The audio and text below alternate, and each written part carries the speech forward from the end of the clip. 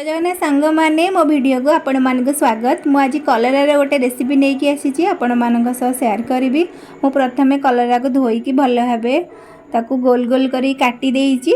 आउ नहीं मु किछि पियाज कंचा लंका सुखिला लंका आ अदा रसुण रसुण कंचा लंका छेचा। प्रथमे मु कड़े बसैकी तेल गरम होला जीरा सुखिला लंका टे फुटई देली। तापर जो काटिकी पियाज रखिली सेटा फुटैकी भल भाव भाजी देली जेमती लाल लाल हे आसीबो। तापर मु कलरा पकई देइची सेटा कलरा टिके भल से भाजी दबा।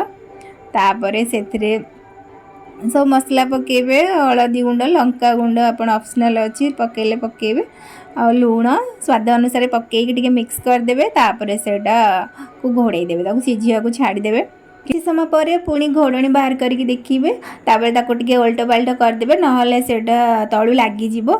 एमती भल से उल्ट पाल्ट कर सारा पर से दो रखिथे कंचा लंका अदा छेचा सेटा को टिके देकी भल भाव मिक्स कर देबे।